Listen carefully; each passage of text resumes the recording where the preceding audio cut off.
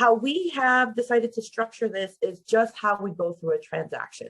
So I would like to start with Diana Fahmie of MoveHers Coaching, who's going to be sharing with us some great tips on how to not only negotiate a great offer, but really set some expectations from the gate that will bring not only peace of mind to you as an agent, but also to your buyer or seller.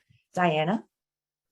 Thank you so much, Michelle. Thank you for having me, you guys. And thank you all the participants who have decided to improve themselves by listening to all of these amazing experts. Anyways, so for the sake of time, by the way, I'm timing myself, you guys, because I know I can tend to go on and on. After, I guess, 16 years in real estate, I picked up a few things along the way, and I got started during the downturn. So I have a feel for the market, and I have a feel for how to work with people. And I've been very, very successful in getting my contracts accepted in the midst of, let's say, up against 5, 10, 15, in one case, 25 other offers. So I figured I would share some of these tips with you, because also as a listing agent, it's very frustrating to me, some of the contracts that I get that are just a mess. So these are my top 10 tips for today's market. And today's market is very interesting, as you all know, those of us who are working in it. So my number one tip is to be proactive. And by be proactive, I mean having your team in place, people like Michelle, people like Brandon, people like Lynn, people like Esty in place ahead of time. Let the buyers know the state of the market. Let them know that the list price is just a suggested price right now in today's market, especially if you're working with buyers between, let's say, $250,000 and $500,000, even $600,000 now. You're going to end up in a bidding war. Some of these buyers, believe it or not, do not know that, but you have to set their expectations up front. Number two is make sure your buyers are pre-qualified, and you have to have your ducks in a row, because if you go out looking at properties before being pre-qualified, you're not going to have even a snowball's chance in hell of getting that offer accepted. So Lynn's going to talk about later today, there's something that's new that the lenders are doing, and it's basically an underwritten pre-qualification, which will make you competitive against a cash offer, believe it or not. She's going to go into that. So make sure they're pre-qualified, have their pre-qualification in hand, have any other information about them in hand. If you can get the desktop underwriter approval, that's great. If you have to get, for cash buyers, you guys have to get, don't be shy in asking up front, are you pre-qualified? How do you plan on financing or paying for your purchase? You've got to be bold. That's the first thing you got to be bold about. Otherwise, you're just wasting your time, and you're also wasting the buyer's time. You're not doing them any favors. Number three is build rapport with the listing agents from go. What do I mean by that? Start by following the showing instructions. If in the showing instructions it says showing time, click showing time. If it says email, email. If it says call, call. So that's number one. And then the other thing is too, always check the attachments in the MLS, because sometimes there are extra instructions. In the case of my listings, I like to put the condo docs and all these things in ahead of time, so that you as the agent can see, is this condominium even qualify for for financing, or it's just a way of saving time. But build rapport with the listing agents by the way you speak to them when you call them and ask them questions, by the way you call and ask for showing instructions, or if you're having any other issues. The other thing is communicate back to the listing agents immediately in this market, you guys, if your buyers will like the property, because many times, I'll just randomly receive an offer, and I don't even know who this agent is. I don't know anything about their buyers, and they didn't even let me know that they sent an offer in. So also, you can do some intel by communicating back with the listing agent before you write the contract. You can find out if that seller needs time to move out. You can find out if the seller would like a post-occupancy or if the seller needs to sell now. These are things that can help you with writing your offer. Okay, number 5, write the contract immediately and include all the addenda, condo, homeowners association, etc. And then number 6 ties in with number 5, be meticulous with the contract and the offer. You want to show that listing agent that you're not going to be a pain in the butt, that agent doesn't have to come after you to follow up for initials and signatures and stuff like that. These guys are busy. I know I'm busy and I've had to do this before and it's not fun. Show that you are competent by writing a competent contract. Have somebody look it over if you need to, if you're new. Quick points for a strong offer. And I'm going to go fast because I'm running out of time. First deposit, have it immediately with the offer. No 3 days, have the deposit immediately with the offer. Second deposit by the end of the inspection period. Total deposit amount should be 5 to 10% of the purchase price in this market to show competitiveness and to show that you're serious. The inspection period, always the shorter the better. Closing date, ask the listing agent what the sellers would prefer. This is huge right now because sometimes those sellers need time to find a place to move to. Again, let's see. Multi-offer scenario. These are things you can do in a multi-offer scenario. Offer a post-occupancy. You can pay the seller's closing costs. You can pre-negotiate or eliminate the appraisal contingency if the buyers are okay with that. The buyers can be competitive by offering above appraised value a certain amount. And number 8, when submitting the offer, make sure it's in one PDF. You guys, this is a huge pet peeve of mine. We will get offers and somebody basically, they'll just forward over the contract signing document software email. Do not do that. It's very cumbersome for the listing agent and it doesn't show professionalism. Take the time, download some document manipulator app and manipulate all the documents, including your pre-qualification, anything for that offer package, put it into a package professionally and send over one PDF with a nice little short email. You can also include a little bio about your buyers. So for example, if your buyers, my time's up. If your buyers, and I don't know how to turn it off. If your buyers are, let's say W-2 buyers, you've got a firefighter and a police officer, those are super strong buyers against, let's say, a self-employed buyer. So those kind of facts you can state in an email. A lot of agents and a lot of sellers don't want to hear all the details about their personal life, they're this, they're that, and they're not going to accept a lowball offer just because somebody has, some emotional issue about the house and they love the house. It's not happening in this market. So that you got to put a kibosh on. Okay, so that was 8. Sorry, I'm going to zip through this. Number 9 is follow-up. Let the listing agent know that you submitted an offer. A lot of times offers will go into somebody's spam box or they just won't get seen. Make sure that the agent received the offer. And then number 10, have a great system in place to follow up after the offer's been accepted, or if you're going back and forth, and hire an amazing transaction coordinator like Mary and Michelle to help keep you on track, because the contract is just the first step. So with that, thank you so much for listening. Diana Fahmie with MoveHers, training for realtors. Over and out. Thank you so much for those amazing tips. I definitely think that creating a great offer from the gate is incredibly important. It's how you start the story. It's how you start the relationship. I want to bring in Lynn, who's going to bring us some amazing tips on what happens on the back end, that little thing that happens when it goes into underwriting, and how we can do best to be the best that we can be in a process with financing. Lynn?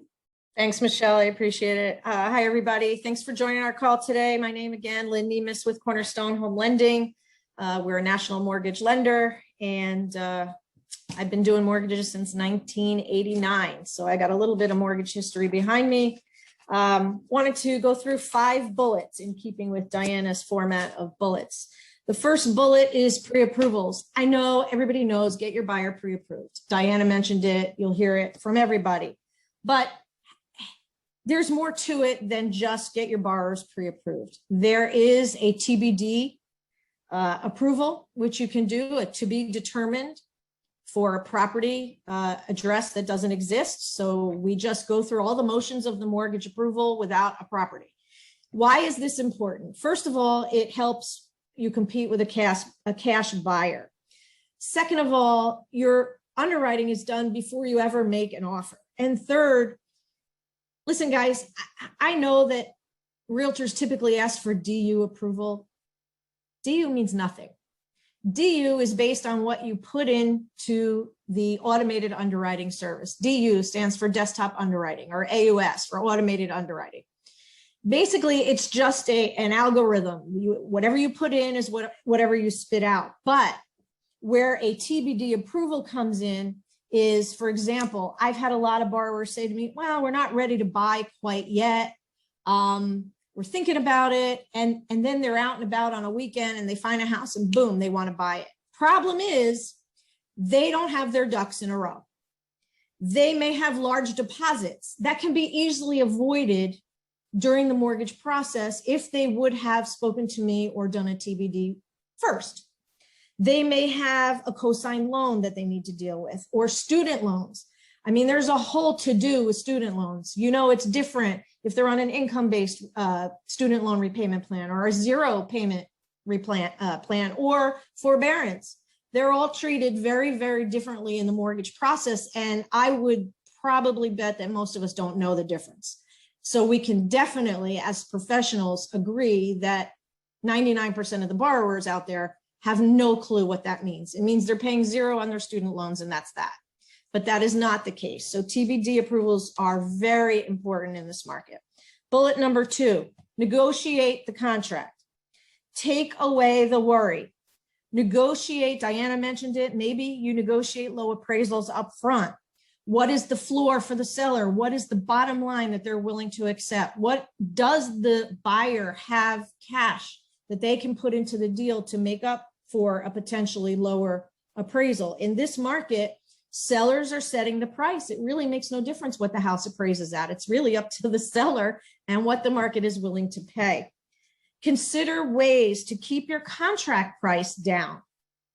What do you mean, Lynn? How do you do that? Well, there are a couple ways you can do that. One is maybe your buyer has some extra cash and maybe they can sweeten the pot against other financed offers by saying, hey, not only are we going to put down 20% or 10%, we're also willing to pay the seller's title fees, lien search fees, title insurance costs. When you add that up, that's an extra $3,000 or $4,000. By paying that, the selling realtor can explain to the listing agent that this is $3,000 or $4,000 of cost that your seller doesn't need to pay. In addition, you might consider having the buyer, if they have little extra money, paying the seller's agent's commission. You can write that right into the additional comments on the last page of your sales contract. Buyer to pay up to 3% for seller's selling realtor's commission. What does that mean to the seller? The seller is going to net 3% more, right? So they're getting more value. Their capital gains taxes are going to be less, and their sales price will be, that's like $20,000 in commissions that they're willing to pay. So instead of doing a contract for $650, you could do a contract for $625, and then maybe you don't have appraisal issues to deal with. So these are just some things that will either sweeten the pot as you try to compete with other offers, or to try to circumvent the appraisal issue before it even becomes an issue. Bullet number 3, use the home inspection time to your advantage as a buyer. You want to make sure that if you're purchasing a home without seeing it, which is happening a lot right now, people are just putting in an offer. If you're going to do that, use the home inspection period. Get to the house, make sure it's what you want. You can cancel within a couple of days. Also, you may use that time to have an attorney put eyes on the contract. seeing if there's anything in there that you need to be concerned about. So that covers bullet number 3. Bullet number 4, on-time loan approvals. Choose your lender wisely. I am going to plug myself here. Cornerstone's mantra is close on time. I cannot say that a lot of other lenders particularly care about when the closing occurs. They try, but you know, things happen. The Cornerstone mantra is close on time, period. We will bend over backwards to make sure that that happens. Another reason to choose your lender wisely, you can't just let your buyers go willy-nilly on you. The key to a good appraisal is to use a local appraisal. If you have a lender out of California or Colorado or Chicago or New York, they don't use local appraisals. So of course you're going to have more of an issue. I just had this with another deal recently. The out-of-state lender appraised the property for $50,000 less and said, well, I think, had the nerve, actually, the loan officer had the nerve, he was a broker, to say, well, I think the realtors are out of touch with the market. No, they're not out of touch. It's just the lender is out of touch using an out-of-state appraiser or a panel that isn't local. So you want to make sure that you're using a local lender. Finally, in point number 4, you want to make sure that you are watching your commitment dates. Guys, this is super important. If you have a deal closing July 30th and your mortgage approval date is due on the 23rd, and you ask for a 5-day commitment on your loan approval, guess what? The lender needs 3 business days to close a loan by law for once a CD goes out. If your borrower is not approved, no CD is going out. So what does that mean? You are in breach of contract. When you ask for a mortgage approval extension, you must also extend your contract close date. Big, big thing. And also you want to watch the mortgage contingencies on the approval letter once you get it. Is it something that the borrower can cure? I mean, plain and simple, if there's a home sale contingency, what's the status on the sale of their home? I mean, that's something that they have to be able to cure once they waive their mortgage contingency and they have their loan approval. Other things to watch out for, loan explanation letters. Do they have large deposits? Can they source them? Another big issue. Do they have credit inquiries recently that maybe led to them taking out another loan or a car or, you know, new credit cards that might throw their ratios out of whack? Pay attention to the contingencies once you have an approval. And the last bullet that I have for the last 2 minutes is just some basic housekeeping issues with regard to loans.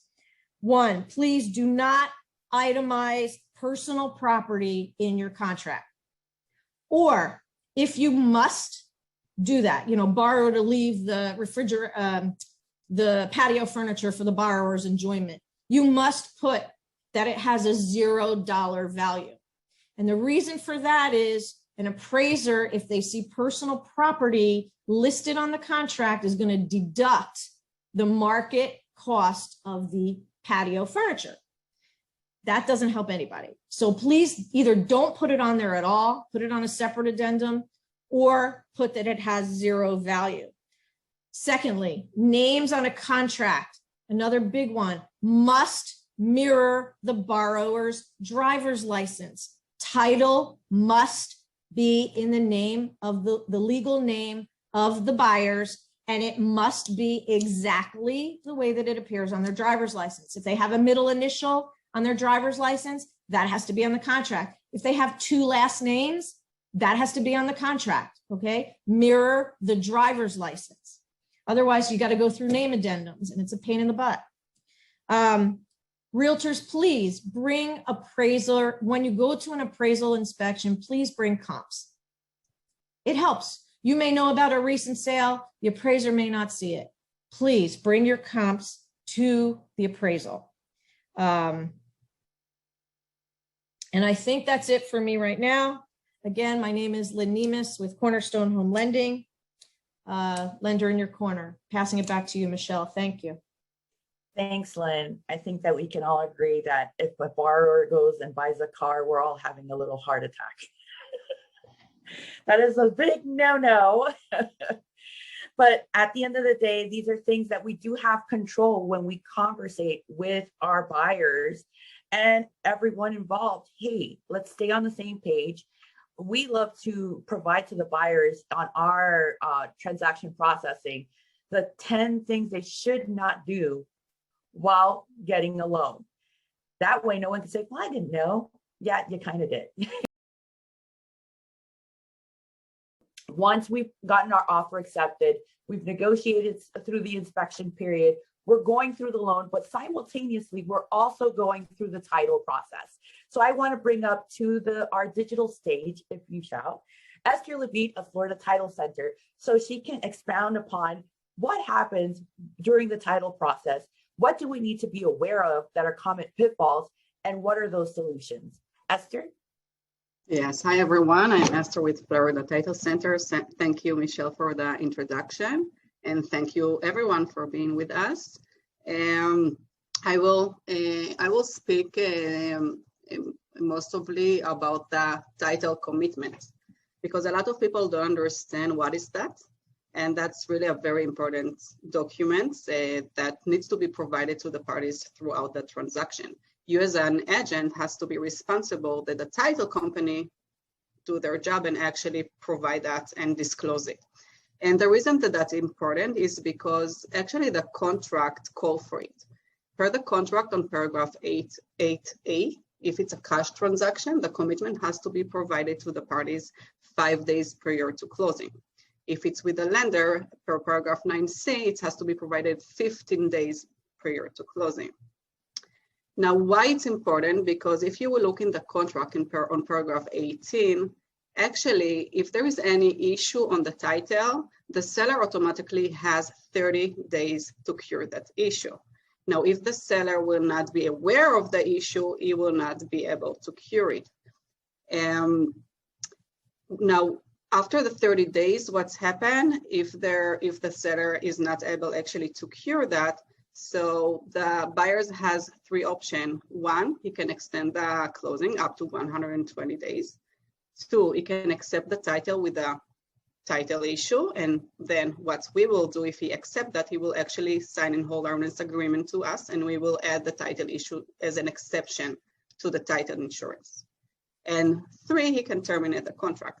So, and in addition to that, why it's important to receive the title commitment, because in the title commitment is actually a preliminary insurance bidder that outlined all the issue and the requirements that needed to be cured prior to closing.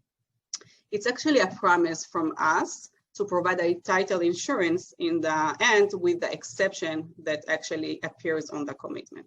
Now I will just share the screen 1 second and I will show you. 1 second, and I will show you how it looks. 1 second.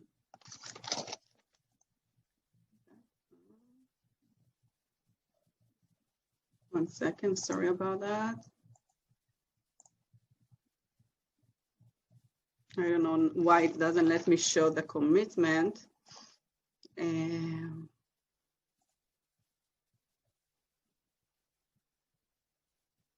Okay, it doesn't let me show the commitment. So what I will do, whoever wants to see a sample of the commitment, I will just write your email and I will send it to you. However, what's important to look in the commitment has the property address, has the parties, has the policy amount, the amount that actually the party is being insured.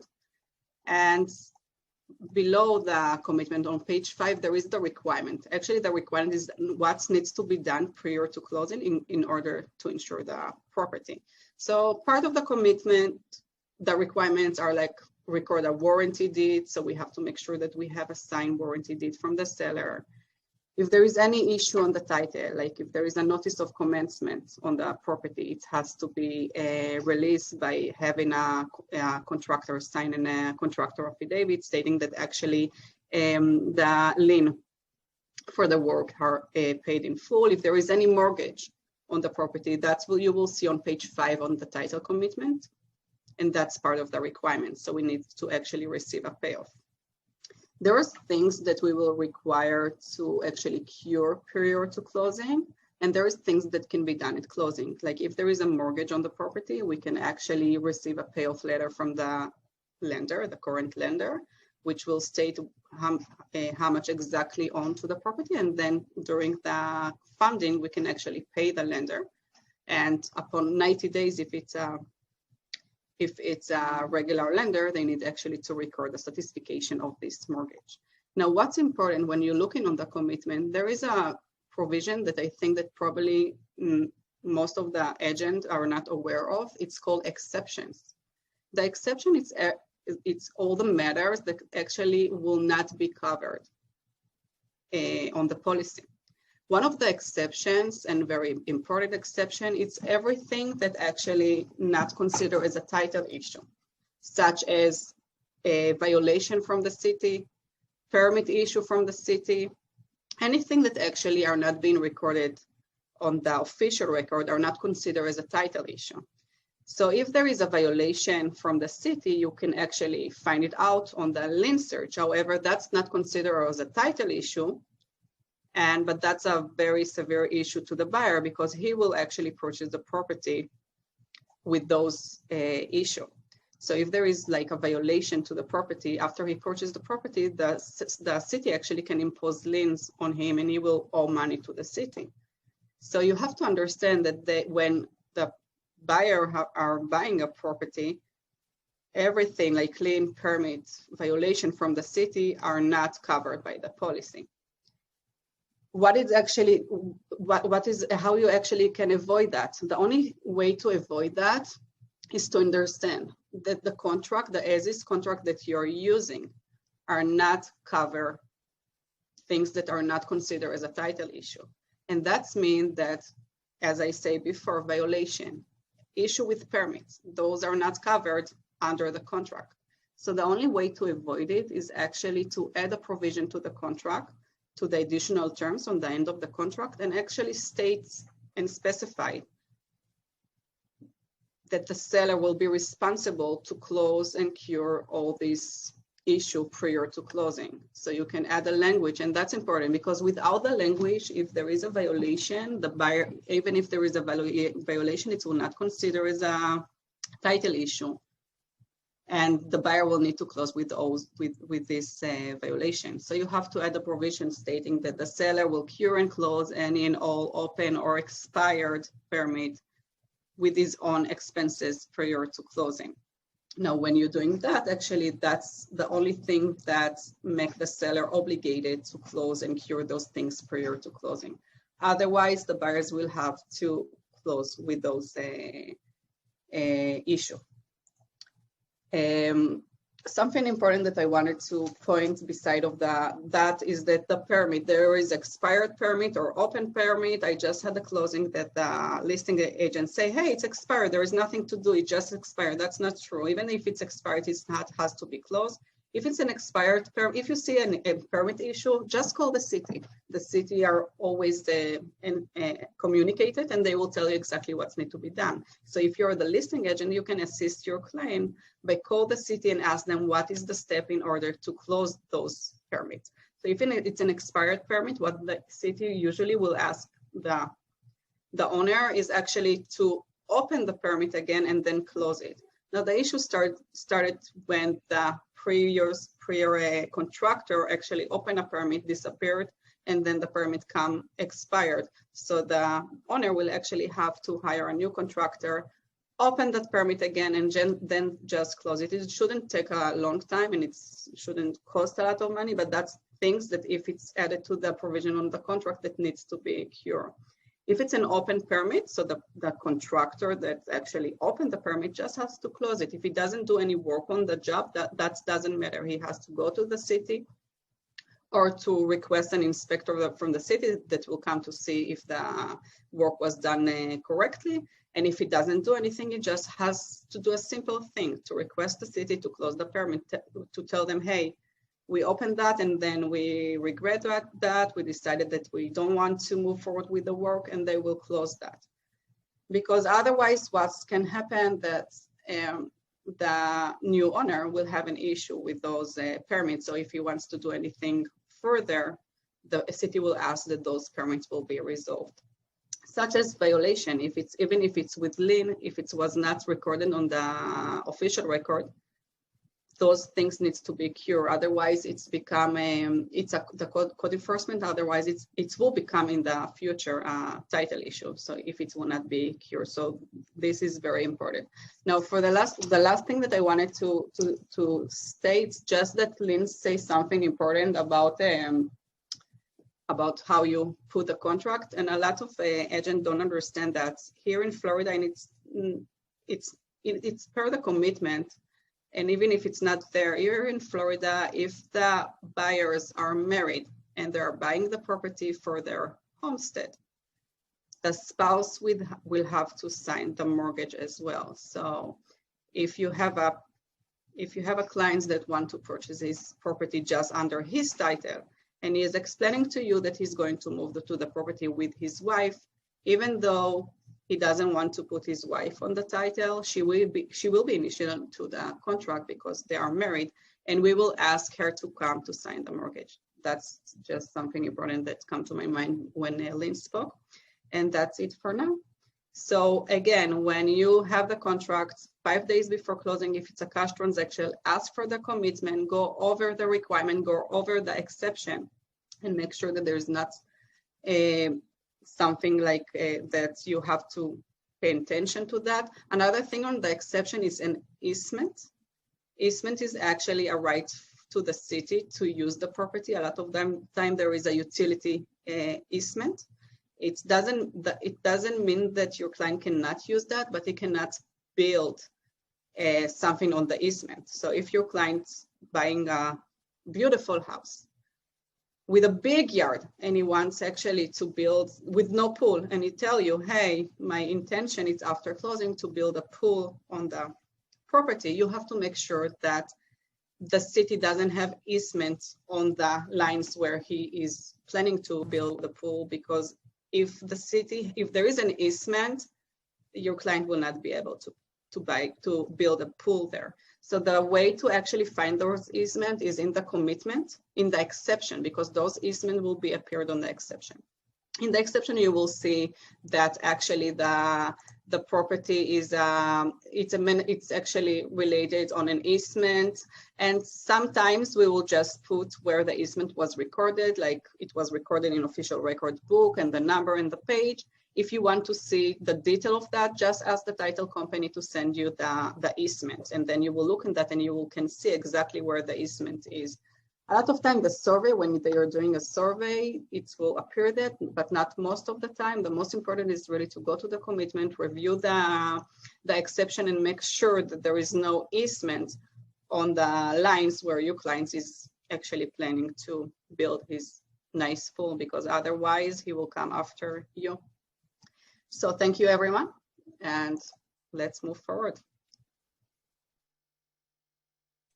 Fantastic, Esty. We actually had quite a few people requesting a copy of the title commitment. I'm going to make sure to jot down your email addresses so that Esther can reach out with a copy of that.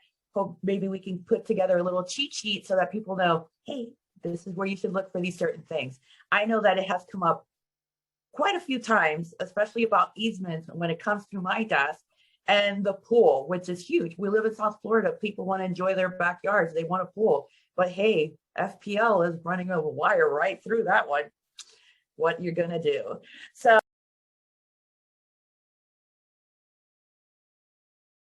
now, everyone, I know that we have gone through negotiations, loans, title, but now what happens when tensions run high and people start taking positions and are screaming that big word, the B word, breach. As soon as that word comes out, I get chills on my body. I do not want to be part of this conversation no more. But here we have Brandon G. Little of Whiteman Legal Solutions, who will come and give us some great tips on hopefully how to avoid this very, very not so good situation. Brandon? Good morning, everybody. I hope we're all well caffeinated this morning. As we've gone through the panel here, one thing that's really jumped out at me is the different perspectives that everyone has depending on their role in this process. So for instance, the realtor in this process, let's say Diana, is looking at the transaction through the lens of let's make a deal. Let's bring all the parties to reach that point of coming to an agreement so that we have this transaction that can move forward with, some framework. The framework, of course, being that contract. Esther from Florida Title Center, she's looking at the property itself, looking for problems that can be solved, ideally, before closing. And for me, when one of these transactions comes across my desk, it's already gone completely sideways. I don't ever see one of these that just moves through okay, and they're like, hey, Brandon, can you just walk us through the process? That's very rare. By the time someone usually gets me involved, things are really upside down. There's competing claims for the buyer's deposit. And my first question is always the same. My first question when someone brings a problem to me is, what does the contract say? And would you believe it or not, this is not a question that anyone has ever been able to just answer. And that kind of blows me away. And we'll get to the nuance of that in just a little bit.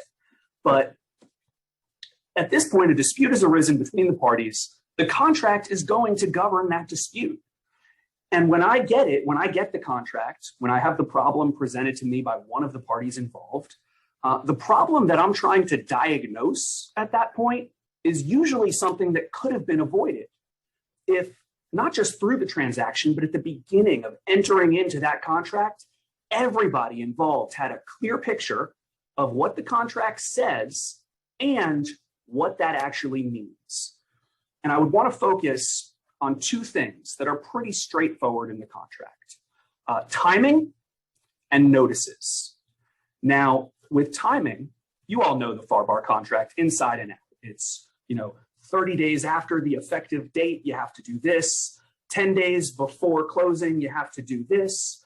No one really maps all that out at the beginning of the deal. When do these deadlines fall? And that's usually one of the first things that I do.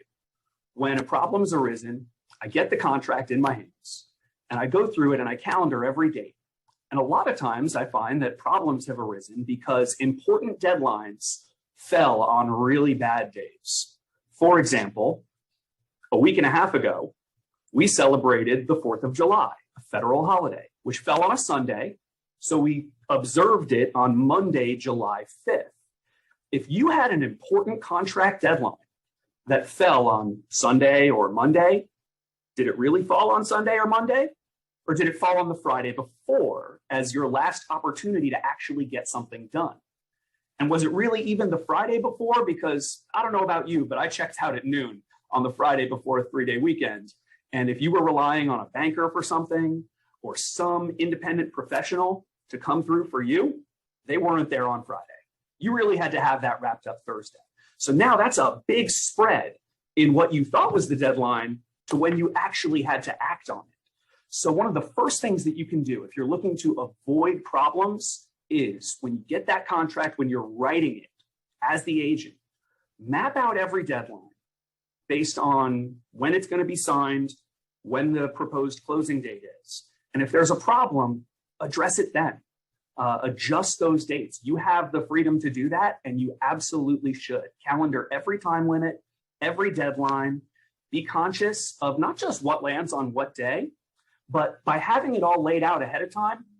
We've all been in circumstances where someone's asked for an extension.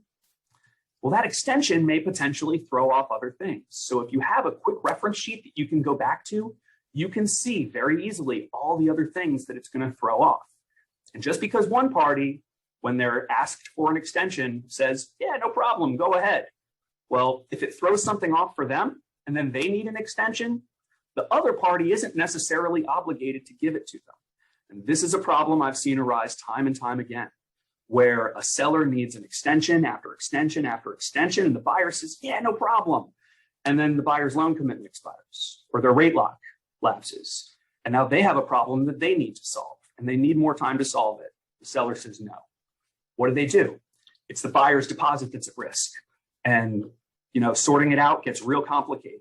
That's a problem that's so simple to avoid, but really difficult to solve after the fact. So knowing what the contract says and means, all the timing involved is absolutely critical. Also notices. The contract is clear as to how notice should be provided. If it's in writing, it needs to be in writing.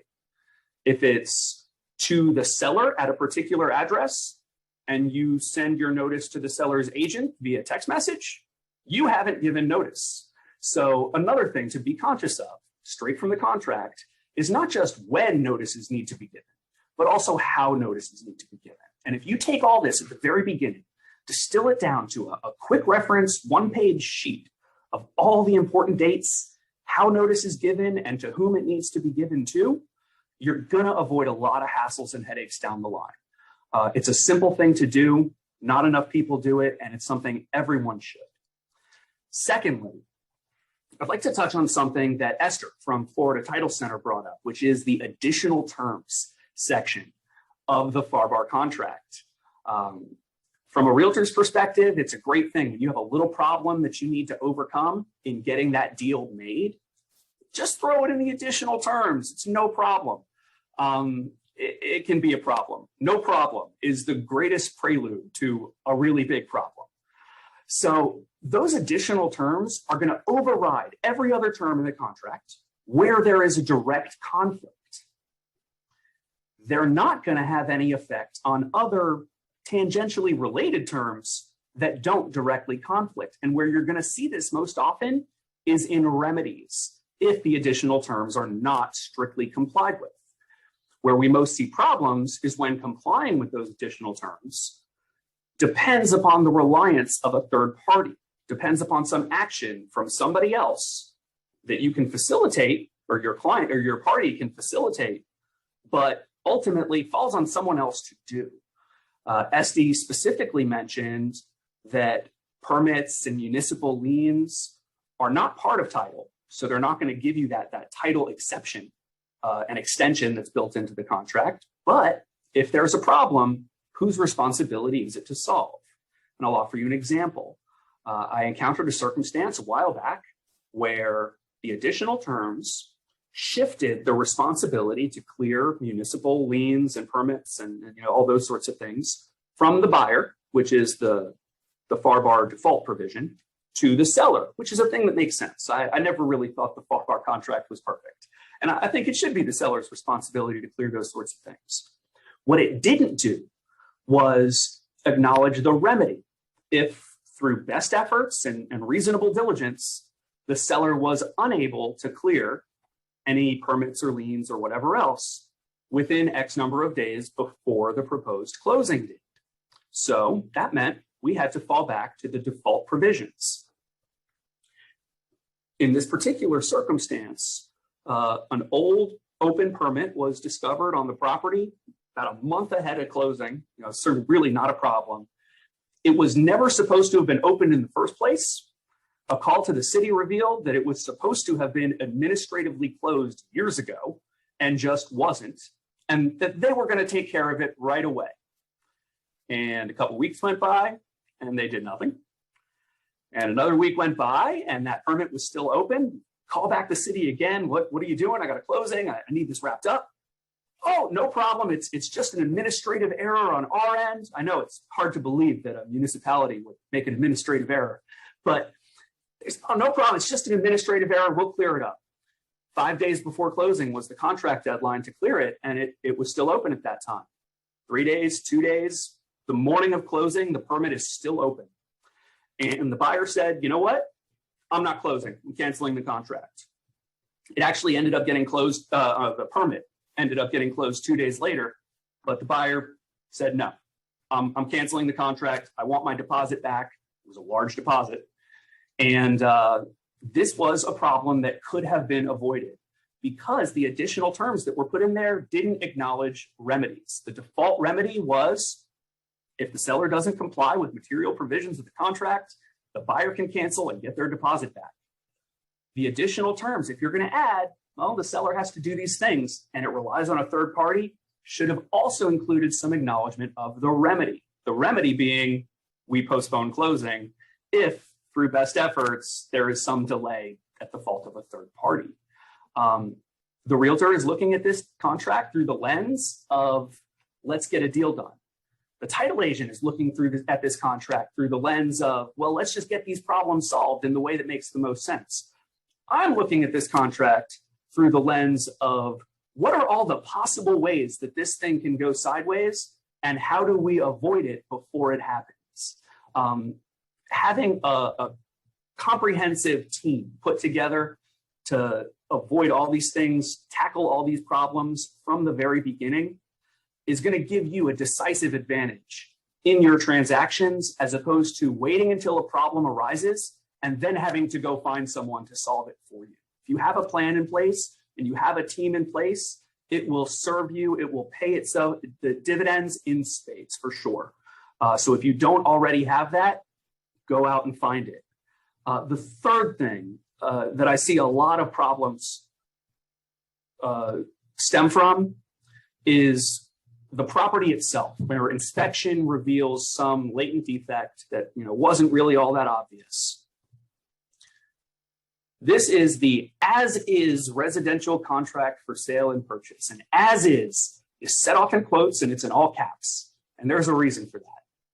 You are buying this property, or the buyers are buying this property, and the sellers are selling this property as is.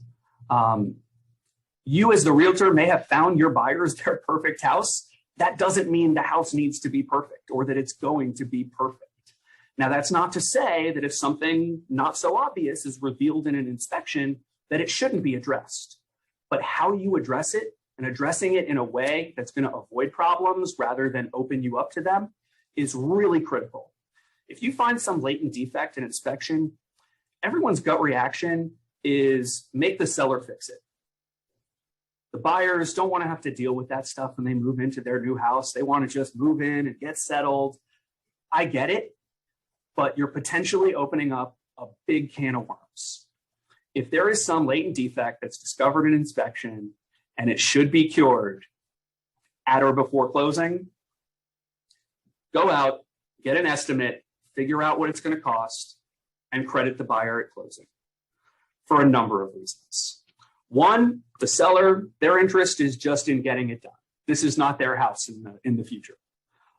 That means if they have the responsibility, if you execute an addendum that says seller must do A, B, C, D, E, F, G to make repairs to the property before we close, they're going to do that as quickly and cheaply as possible so that it looks good enough.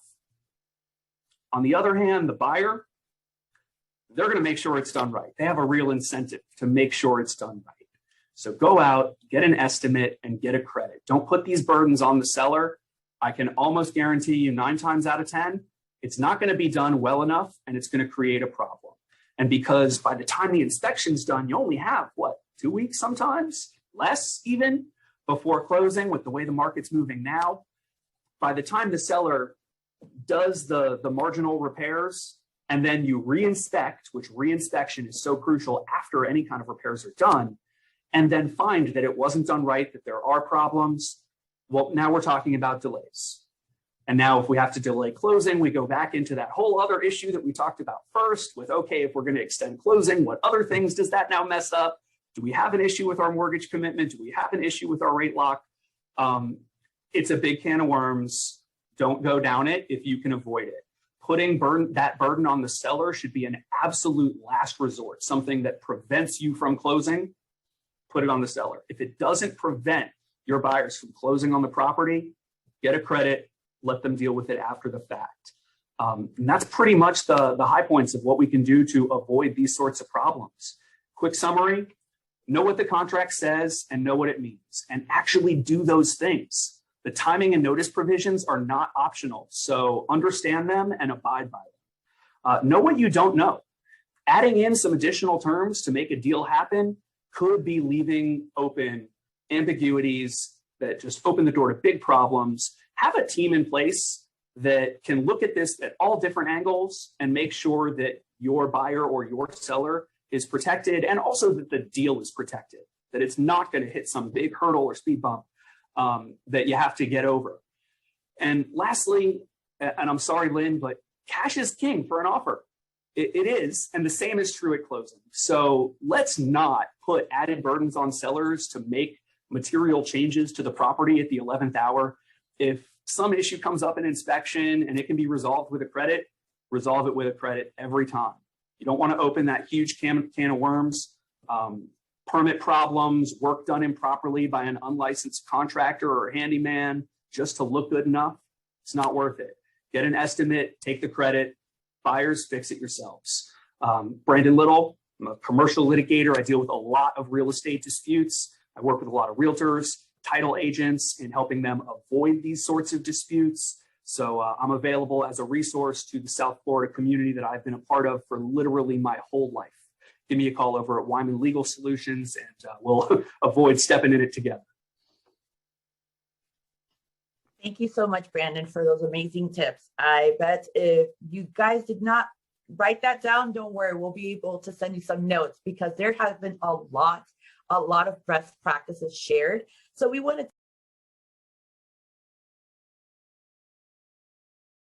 to take a few minutes here to answer any questions. Is there anyone that would have a burning question? They just need to know an answer right this second that would help them right now in this market in getting things done. Yes, go ahead. I think it's Adrian. The screen is not letting me see your name. It's Vivian. Vivian Pools. Vivian. Okay. Viv, you're on mute. So go up. There we go. There you go. So this question is for Esther and Brandon. I have a listing that they have built a little bedroom and a bathroom without permits, and that they have a bathroom patio that they opened the permit, and I called the town, but it was never inspected or closed. So it's going to go live in 2 or 3 days. On the listing agreement, the seller has agreed that if that becomes a problem, he will demolish the bedroom and the bathroom.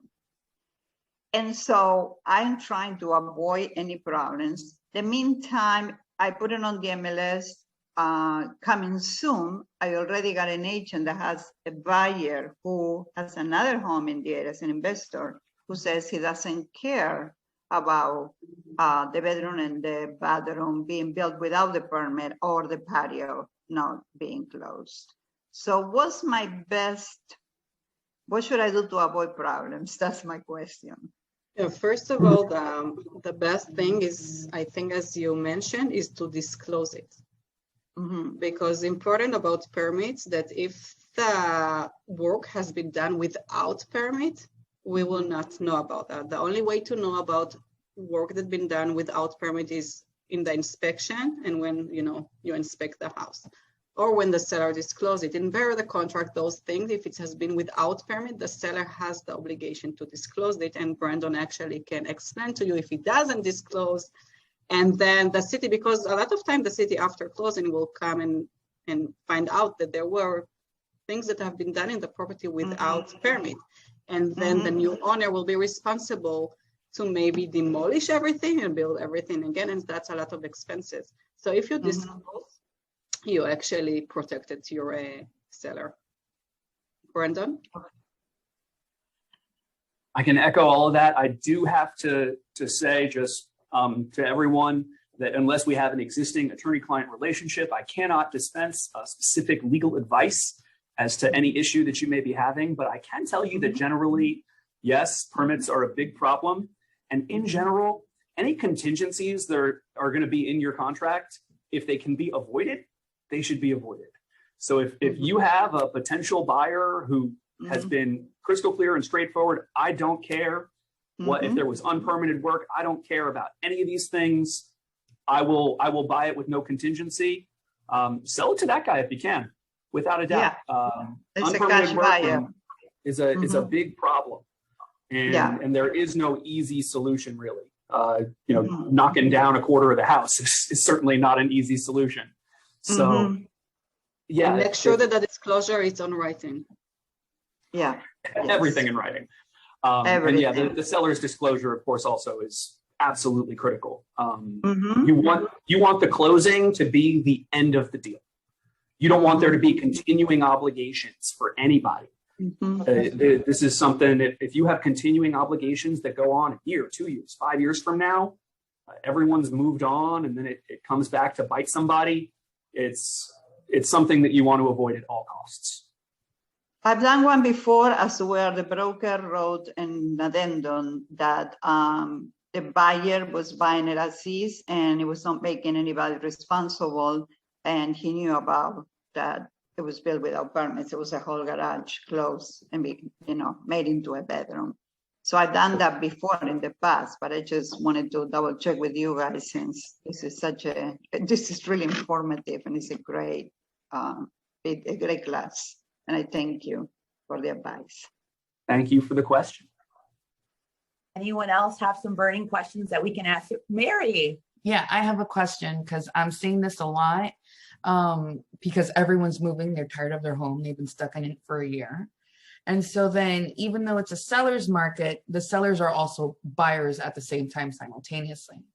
And what I'm seeing a lot is that contracts are coming in without the contingency to protect the seller as a buyer or the seller as a seller on their contracts, because they're going to be buying a home.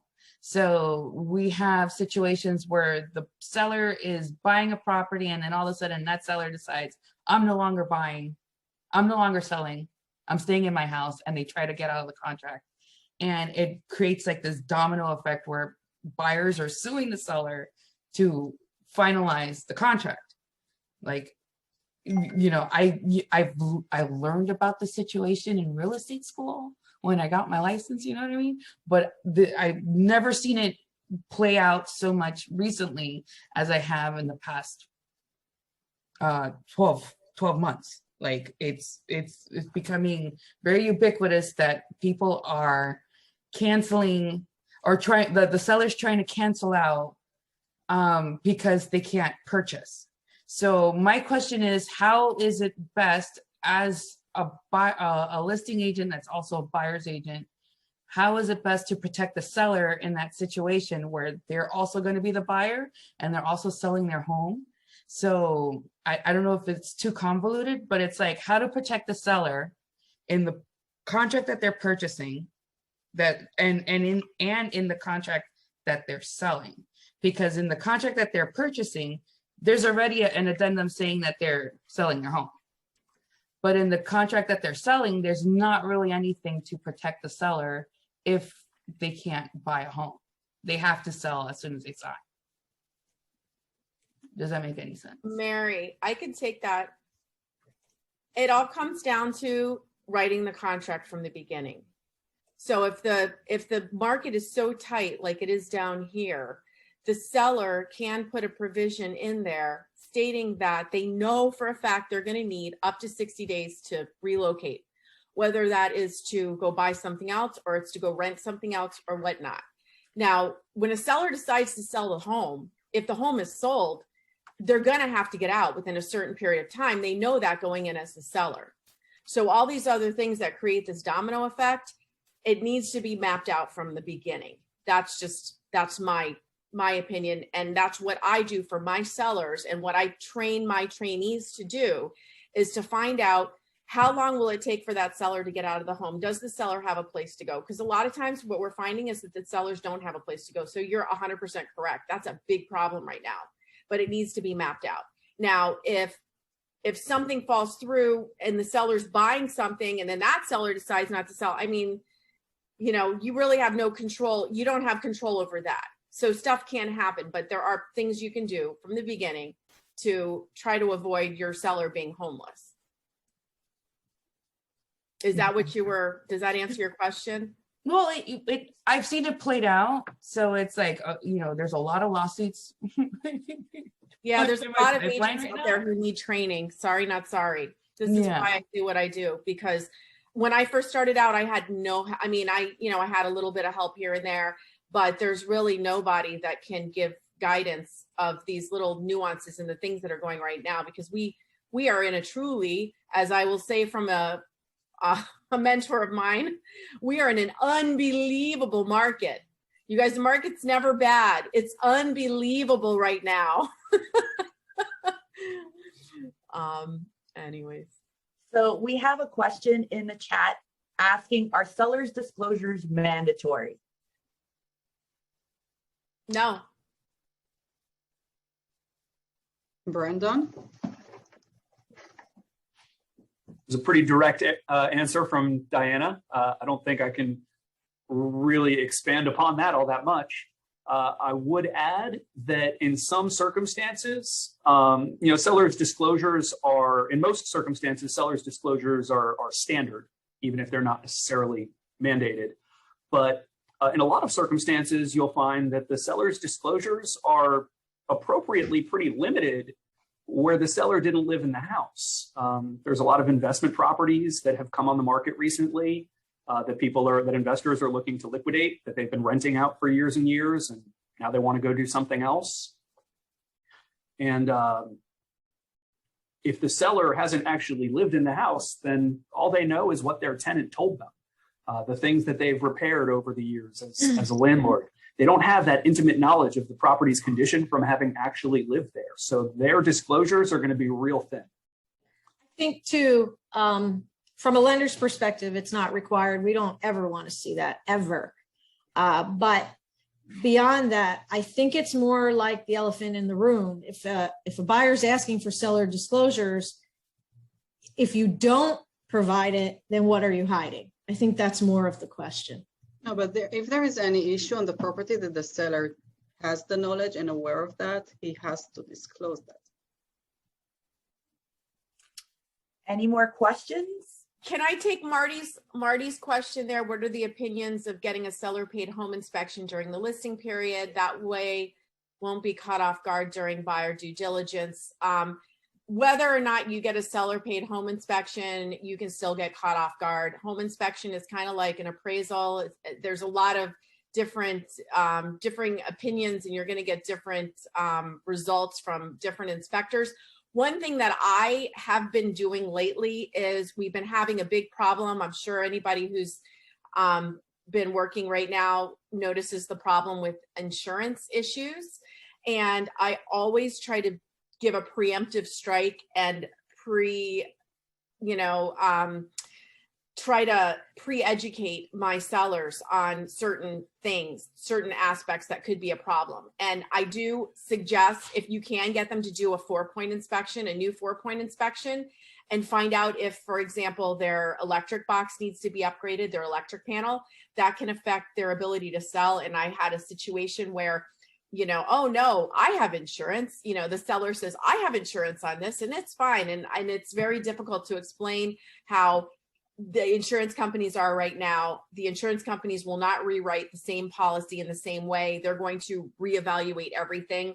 And it's much stricter, even over the last year, it's been much stricter. There's been a lot of recalls on electric panels, and there's a lot of little stupid issues that come up that could be taken care of with a 4-point inspection.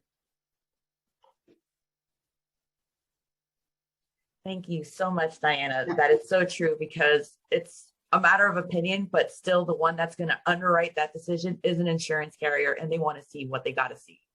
They're not going to go, they're not going to mitigate their standards by opinion.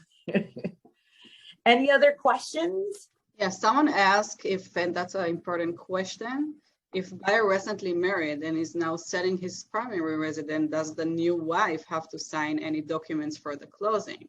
So that's an important question. Florida is in homestead law. I'm not a licensed attorney here in Florida, so Brandon, maybe here or in the future, if you have any question, can actually put an output. What does that mean?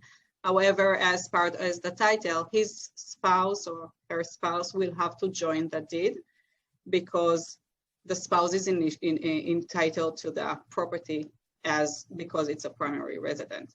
So make sure that the spouse are aware of the fact that they are selling the house, because otherwise they will not be able to sell it. Thank you so much, Esty, for expounding on that question.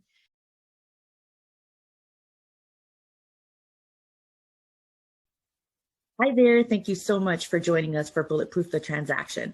We at Hometown Transaction Coordinators pride ourselves in being a resource to our agent partners.